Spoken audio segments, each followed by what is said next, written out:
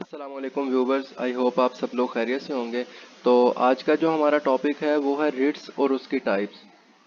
सबसे पहले अगर हम बात करें रिट की, तो रिट बेसिकली एक फॉर्मल रिटन ऑर्डर है जो कि हाई कोर्ट या सुप्रीम कोर्ट की तरफ से पास किया जाता है, या हाई कोर्ट या सुप्रीम कोर्ट की तरफ से इशू की गई कोई भी डायरेक्शन, कोई ऑर्डर या कोई वारंट।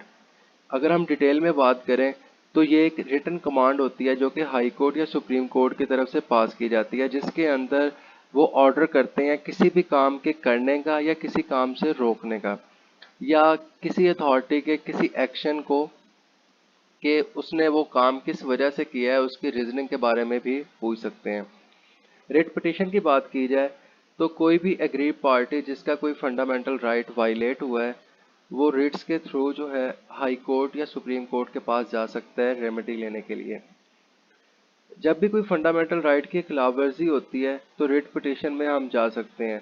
फंडामेंटल राइट्स की बात करें तो आर्टिकल 8 से लेकर 28 तक कॉन्स्टिट्यूशन ऑफ पाकिस्तान 1973 के अंदर जो फंडामेंटल राइट्स बताए गए हैं, अगर उनकी किसी भी किस्म की कोई वायलेशन हो, इन्फ्रिंजमेंट हो, तो हम रिट्स के थ्रू हाई कोर्ट या सुप्रीम कोर्ट से स्पीडी रेमेडी ले सकते हैं। रिट पिटीशन का जो बेसिक पर्पस है वो ये होता है कि ताकि इंश्योर करवाया जा सके, इस चीज़ की यकीन दहानी करवाई जा सके कि जो पब्लिक ऑफिशियल्स हैं, पब्लिक इंडिविजुअल्स हैं, कोई भी अथॉरिटी है, वो अपना काम प्रॉपरली कर रहे हैं या नहीं कर रहे हैं, उनके ऊपर प्रॉपर जो है चेक एंड बैलेंस रखने के लिए और लोगों को जो है स्पीडी रेमेडी, स्पीडी रिलीफ देने के लिए रिट्स का इस्तेमाल किया जाता है। हाई कोर्ट की ज्यूरिसडिक्शन है आर्टिकल 199 के तहत, जिसके अंदर वो 5 तरह की रिट्स जो है उनको एंटरटेन करती है, जिसमें मैंडमस, प्रोहिबिशन, सर्शोरैरी, को वारंटो और हेबियस कॉर्पस। सबसे पहले हम बात करते हैं मैंडमस की। मैंडमस जो है वो बेसिकली एक कमांड है हाई कोर्ट या सुप्रीम कोर्ट की तरफ से, जिसके तहत वो किसी भी अथॉरिटी को, जुडिशरी है, कोई एग्जेक्टिव अथॉरिटी है, उसको किसी काम करने के लिए ऑर्डर देते हैं। यानी कि अगर कोई अथॉरिटी कोई लॉफुल काम नहीं कर रही, जो कि बाउंड है कि वो काम उसने करना है, उसके ज़िम्मे है कि उसने वो काम करना है, अगर वो नहीं कर रहे तो हम कोर्ट के थ्रू उनको डायरेक्ट करवा सकते हैं कि वो काम करें। फॉर एग्जांपल, वापडा को जब कोई एप्लीकेशन दे मीटर के लिए, तो वो बाउंड है इस चीज़ के लिए कि वो उस बंदे का मीटर लगाएं। अगर वो नहीं लगा रहे तो हम कोर्ट में जा सकते हैं मैंडमस रिट के थ्रू कि वो वापडा को जो है ना इस चीज़ की डायरेक्शन दें कि वो मीटर लगाएं। या यूनिवर्सिटी आपको डिग्री इशू नहीं कर रही, सारा डॉक्यूमेंटेशन कंप्लीट हो चुकी है, आपके सेमेस्टर्स कंप्लीट हो चुके हैं और डिग्री इशू की नहीं जा रही, तो आप तब भी जा सकते हैं। या हम इसको दूसरी एग्जांपल देखें, कोई ऑफेंस कमिट हुआ है और पुलिस जो है आपकी एफआईआर लॉन्च नहीं कर रही, तो आप तब भी जा सकते हैं मैंडमस में कि कोर्ट जो है हाई कोर्ट या सुप्रीम कोर्ट पुलिस को डायरेक्शन दे इस बारे में, उसको ऑर्डर पास करे कि आपकी जो है एफआईआर लॉन्च की जाए। मैंडमस जो रिट है उसका हमेशा इस्तेमाल होता है पब्लिक राइट के लिए, यानी कि जहाँ पे कोई भी पब्लिक राइट अगर कोई वायलेट हुआ है,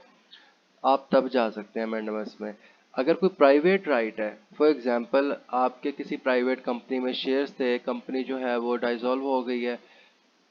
तो आपको आपके शेयर्स जो हैं वो वापस नहीं किए जा रहे। अब आप कंपनी को डायरेक्शन दिलवाने के लिए, कोर्ट का ऑर्डर दिलवाने के लिए कि वो आपके शेयर्स आपको वापस करे, आप नहीं जा सकते क्योंकि प्राइवेट राइट यहाँ पे जो है वो इन्फ्रिंज हुआ है।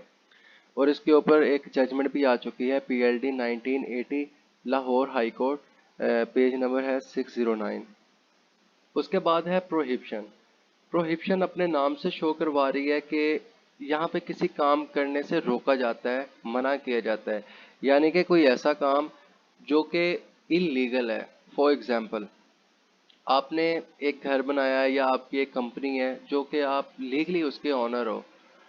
और अथॉरिटी आके उसको गिरा देती है या उसको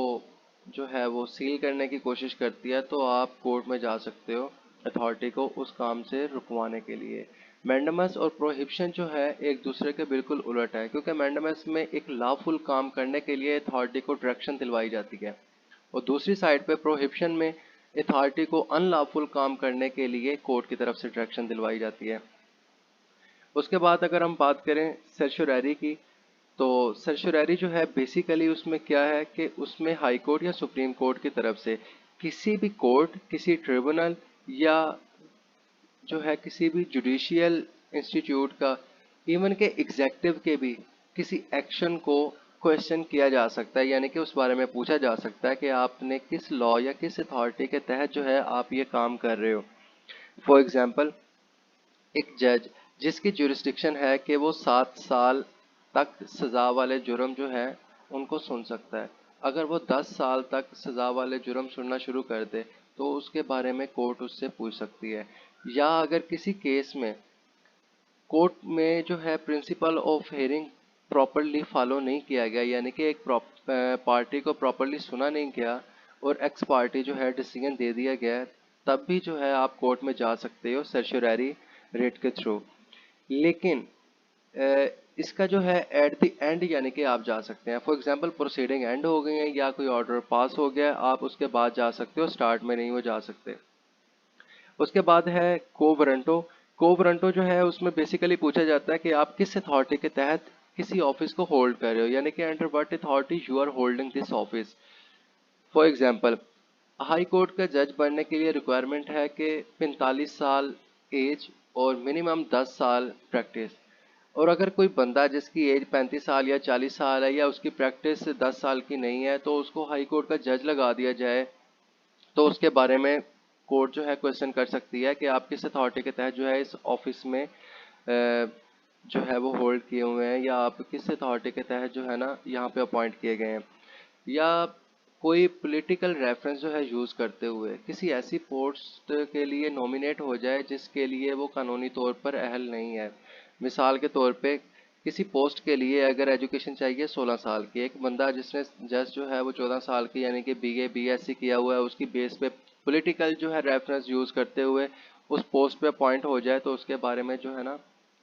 कोवरंटो के तहत कोर्ट उससे क्वेश्चन कर सकती है या आप उसके खिलाफ जा सकते हैं। इसका एक फेमस केस था जब 1954 में 24 अक्टूबर 1954 में गवर्नर जनरल जो थे गुलाम मोहम्मद, उन्होंने कॉन्स्टिट्यूशनल असेंबली को डिसॉल्व किया, तो मौलवी तमीज़ुद्दीन ने उनके खिलाफ जो है कोवरंटो की रेट फाइल की, उसके साथ मैंडेमस की भी थी। इस केस के थ्रू हमें ये भी पता चलता है कि एक रेट के साथ आप दूसरी को भी ज्वाइन कर सकते हो, यानी कि एक साइड पे आप किसी को एक काम करने से रुकवा भी सकते हो, दूसरी साइड पे उसके एक्शन को जो है वो क्वेश्चन भी किया जा सकता है कि आप ये काम कर क्यों रहे हैं, या एक काम को आपने रोकना है या एक काम करने के लिए आपने कहना है, दूसरी साइड पे आप उसकी जो है रीजनिंग के बारे में भी पूछ सकते हैं। अब ये मौलवी तमीज़ुद्दीन के केस की बात की जाए तो ये था पीएलटी 1955, सिंध हाई कोर्ट में बेसिकली ये फाइल किया गया था। पेज नंबर है इसका 96 है इसका। इसमें मैंडेमस और कोवरंटो को कंबाइन जो है वो यूज़ किया गया था। उसके बाद अगर हम बात करें लास्ट में हैबेस कॉर्पस की, हैबेस कॉर्पस ये वाहिद रेट है जिसमें हाई कोर्ट, सुप्रीम कोर्ट के साथ साथ सेशन कोर्ट को भी अब जुरिस्डिक्शन दी गई है कि वो हैबेस कॉर्पस की जो रेट है उसको इंटरटेन कर सकते हैं। हैबेस कॉर्पस जो है बेसिकली वो है टू हैव हिज बॉडी या इलीगल डिटेंशन, ठीक है, या टू प्रोड्यूस बॉडी, यानी कि जब भी किसी बंदे को इलीगल डिटेंशन में रखा जाता है, गैर कानूनी तौर पर किसी बंदे को कैद किया जाता है, बेशक वो किसी अथॉरिटी यानी कि एजेंसीज, पुलिस है, बेशक एफआईए है, कोई भी किसी की तरफ से किसी आदमी को इलीगल तौर पे कैद में रखा जाए, क्योंकि लॉ हमें कहता है, अगर हम बात करें आर्टिकल 10 की तो उसमें है safeguard as to arrest and detention. इस आर्टिकल में फंडामेंटल राइट है कि अगर किसी बंदे को किसी अथॉरिटी की तरफ से अरेस्ट किया गया है तो उसे 24 घंटे के अंदर अंदर मजिस्ट्रेट के सामने, जो इलाके का मजिस्ट्रेट है उसके सामने पेश किया जाए। अगर हम सीआरपीसी के कोड ऑफ क्रिमिनल प्रोसीजर 1898 की बात करें तो उसके अंदर भी जो है ना सेक्शन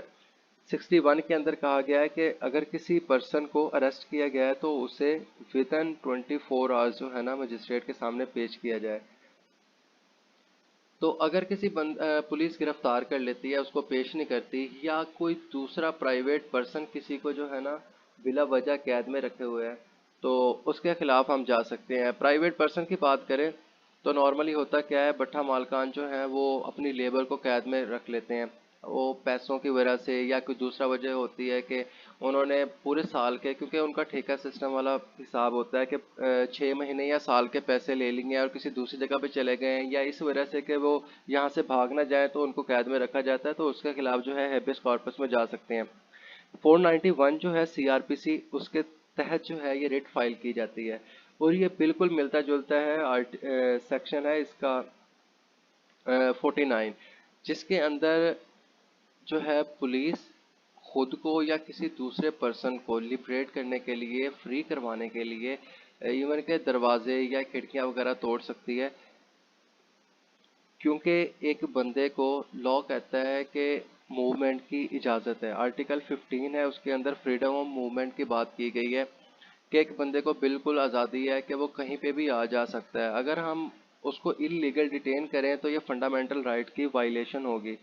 तो इसी वजह से हेबियस कॉर्पस की रिट जो है वो मौजूद है। अगर किसी भी पर्सन को इलीगली डिटेन किया जाए, उसको कैद में रखा जाए, अगर एजेंसीज की तरफ से है तो उसका प्रॉपर ट्रायल करवाया जाएगा, यानी कि उसको 24 घंटे के अंदर अंदर मजिस्ट्रेट के सामने पेश किया जाए, बाकी प्रोसीडिंग जो है वो करवाई जाए। प्राइवेट पर्सन तो कर ही नहीं सकता, अगर कोई करेगा तो डेफिनेटली आप हेबियस कॉर्पस की रेट में जा सकते हो। तो आज का लेक्चर यही था। अगर किसी किस्म की कोई क्वेरी हो तो काइंडली कमेंट सेक्शन में मेंशन कीजिएगा। अल्लाह हाफिज़।